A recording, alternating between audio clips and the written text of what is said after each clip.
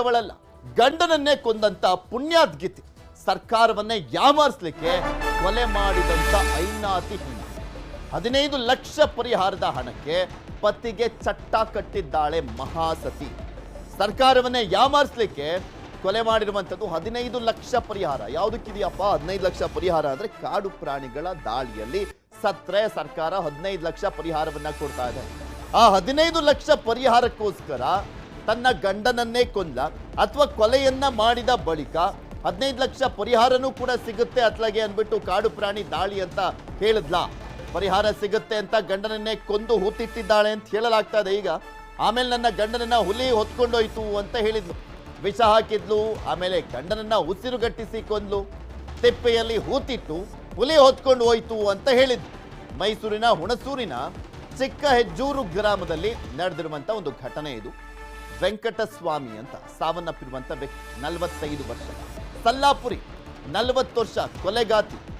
ಅಂದ್ರೆ ವೆಂಕಟಸ್ವಾಮಿ ಅವರ ಪತ್ನಿ ಸಲ್ಲಾಪುರಿ, ಆಕೆನೇ ಕೊಲೆಯನ್ನ ಮಾಡಿರುವಂಥದ್ದು ತನ್ನ ಗಂಡನನ್ನ. ಅನುಮಾನ ಬಂದು ಪತ್ನಿಯನ್ನ ವಿಚಾರಣೆ ಮಾಡಿದ್ರು ಪೊಲೀಸರು. ಹುಣಸೂರು ಪೊಲೀಸರಿಂದ ಸಲ್ಲಾಪುರಿಯನ್ನ ಬಂಧಿಸಿ ವಿಚಾರಣೆಯನ್ನ ಮಾಡಿದಂಥ ಸಂದರ್ಭದಲ್ಲಿ ಕೊಲೆ ಯಾರು ಮಾಡಿದ್ದು, ಆತನ ಬಾಡಿ ಎಲ್ಲಿತ್ತು, ಇದೆಲ್ಲವೂ ಕೂಡ ಗೊತ್ತಾಯ್ತು ನಂತರ. ನೋಡಿ, ಪೊಲೀಸರು ಯಾವ್ಯಾವ ರೀತಿಯಾಗಿ ಪ್ರಕರಣವನ್ನ ಭೇದಿಸಬೇಕು ಅನ್ನೋದು ಗೊತ್ತಿದೆ. ಯಾರು ಸುಳ್ಳು ಹೇಳ್ತಾ ಇದ್ದಾರೆ, ವಸ್ತುಸ್ಥಿತಿ ಏನಿದೆ, ಹೆಂಗೆಲ್ಲ ನವರಂಗಿ ನಾಟಕಗಳನ್ನ ಆಡ್ತಾರೆ ಅಂತ ಪೊಲೀಸರಿಗೆ ಚೆನ್ನಾಗಿ ಗೊತ್ತಿರುತ್ತೆ. ಬಾಯಿ ಬಿಡಿಸಿದಾಗ ಪೊಲೀಸ್ ಭಾಷೆಯಲ್ಲಿ ಈಸಿಯಾಗಿ ಸತ್ಯ ಕಕ್ಕಿದ್ದಾಳೆ ಸಲ್ಲಾಪುರಿ ಅಂತ ನಿಮ್ಗೆ ತೋರಿಸ್ತಾ ಇದೀವಿ ನೋಡಿ ಆಕೆಯನ್ನ. ಇಲ್ಲಿ ಸಾವನ್ನಪ್ಪಂತ ವ್ಯಕ್ತಿಯ ಫೋಟೋ ಕೂಡ ಇದೆ, ಸಾಯಿಸಿದಂತಹ ಆ ಪತ್ನಿಯ ಫೋಟೋ ಕೂಡ ಇದೆ. ಎರಡನ್ನು ತೋರಿಸ್ತಾ ಇದೀವಿ ನಿಮಗೆ. ತಿಪ್ಪೆಲ್ಲಿ ಊತಿಟ್ಟಿದ್ಲು. ಇದ್ರ ಬಗ್ಗೆ ಇನ್ನಷ್ಟು ಮಾಹಿತಿಯನ್ನು ಕೊಡ್ತಾ ಹೋಗ್ತಾರೆ ನಮ್ಮ ಪ್ರತಿನಿಧಿ ಆನಂದ್. ನಮ್ಮ ಜೊತೆ ನೇರ ಸಂಪರ್ಕದಲ್ಲಿ ಜಾಯ್ನ್ ಆಗಿದ್ದಾರೆ. ಆನಂದ, ಅಂದ್ರೆ ಉದ್ದೇಶ ಬೇರೆ ಇತ್ತು ಕೊಲೆ ಮಾಡ್ಲಿಕ್ಕೆ ಅಂತ ಕಾಣಿಸುತ್ತೆ. ಯಾವ ಉದ್ದೇಶಕ್ಕೋಸ್ಕರ ಈಕೆ ಕೊಲೆಯನ್ನ ಮಾಡಿದ್ಲು, ಅದಾದ್ಮೇಲೆ ಕಾಡು ಪ್ರಾಣಿಗಳ ದಾಳಿಯಿಂದ ನನ್ನ ಗಂಡ ಸತ್ತಿದ್ದಾನೆ ಅಂತ ಯಾವ ರೀತಿಯ ಕತೆ ಕಟ್ಟಿದ್ಲು, ಪೊಲೀಸರಿಗೆ ಹೇಗೆ ಅನುಮಾನ ಬಂತು, ನಂತರ ಟ್ರೇಸ್ ಔಟ್ ಮಾಡಿದ್ರು?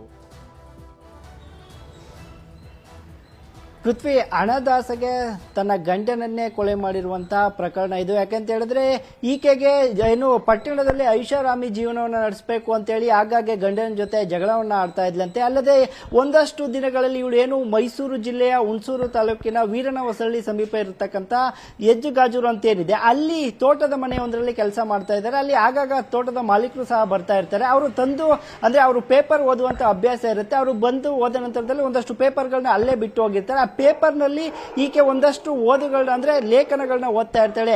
ಅಂದ್ರೆ ಕಾಡು ಪ್ರಾಣಿಗಳಿಂದ ಬಲಿಯಾದಂತವ್ರಿಗೆ ಸರ್ಕಾರದಿಂದ ಇಂತಿಷ್ಟು ಹಣವನ್ನ ಕೊಡಲಾಗುತ್ತೆ ಅಂತೆಲ್ಲ ಲೇಖನಗಳಿರುತ್ತೆ. ಅದನ್ನ ಓದಿ ನನ್ನ ಗಂಡನನ್ನೇ ಕಾಡು ಪ್ರಾಣಿಗಳಿಂದ ಸತ್ತ ಎಂಬ ರೀತಿಯಲ್ಲಿ ಮಾಡಿದೆ, ನನಗೆ ಸಾಕಷ್ಟು ಹಣ ಸಿಗುತ್ತೆ ಅಂತೇಳಿ ಈಕೆ ಸೋಮವಾರ ರಾತ್ರಿ ಆಕೆ ಗಂಡನಿಗೆ ವಿಷವನ್ನ ಇಟ್ಟು ಪ್ರಜ್ಞೆಯನ್ನ ತಪ್ಪಿಸಿ ಉಸಿರುಗಟ್ಟಿಸಿ ಕೊಲೆ ಮಾಡಿರ್ತಾಳೆ. ಬಳಿಕ ಆತನನ್ನ ಅಡಿಕೆ ತೋಟದಲ್ಲಿರುವ ತಿಪ್ಪೆ ಗುಂಡಿಗೆ ಹಾಕಿ ಆತನನ್ನ ಮುಚ್ಚಿರ್ತಾಳೆ. ಬಳಿಕ ಮಂಗಳವಾರ ಈಕೆ ಪೊಲೀಸ್ ಠಾಣೆಗೆ ಹೋಗಿ ನನ್ನ ಗಂಡ ನಾಪತ್ತೆ ಆಗಿದ್ದಾನೆ, ಕಾಡು ಪ್ರಾಣಿಗಳು ಆತನನ್ನ ಎಳೆದುಕೊಂಡು ಹೋಗಿರ್ಬೋದು ಅಂತೇಳಿ ದೂರನ್ನ ಕೊಟ್ಟಿರುವಂತದ್ದು.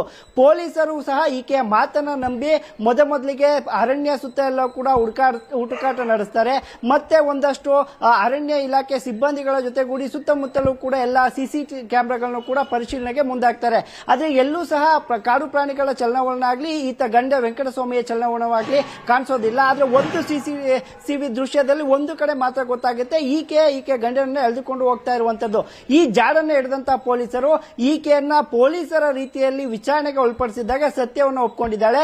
ಕಾಡು ಪ್ರಾಣಿಯಿಂದ ದಾಳಿಗೆ ಒಳಗಾದಂತಹ ರೀತಿಯಲ್ಲಿ ಆತ ಸತ್ತೋಗಿದ್ದಾನೆ ಅಂತ ಏನಾದರೂ ಒಂದು ರಿಪೋರ್ಟ್ ಸಿಕ್ಕಿದ್ದಾದ್ರೆ ನನಗೆ 15 ಲಕ್ಷ ಸರ್ಕಾರದಿಂದ ಬರ್ತಿತ್ತು, ಈ ಕಾರಣಕ್ಕಾಗಿ ಹಣದ ಆಸೆಯಿಂದ ನಾನೇ ಈ ಕೊಲೆಯನ್ನ ಮಾಡಿದ್ದೆ, ಉಸಿರುಗಟ್ಟಿಸಿ ನನ್ನ ಗಂಡನನ್ನ ನಾನೇ ಕೊಂದಿದ್ದೆ ಅಂತ ಈಕೆ ತಪ್ಪೊಪ್ಕೊಂಡಿರುವಂತದ್ದು. ಪೃಥ್ವಿ, ಅಲ್ಲ, ಗಂಡ ಹೆಂಡತಿ ಇಬ್ಬರೇ ಇದ್ದಿದ್ದ ಮನೇಲಿ, ಮತ್ತೆ ಎಷ್ಟು ದಿನಗಳಿಂದ ಆ ತಿಪ್ಪೆಲ್ಲೇ ಹೂತಿಟ್ಟಿದ್ಲು, ನಂತರ ಮಣ್ಣು ಮಾಡ್ಲಾಯ್ತಾ ಹೊರಗಡೆ ತೆಗೆದು?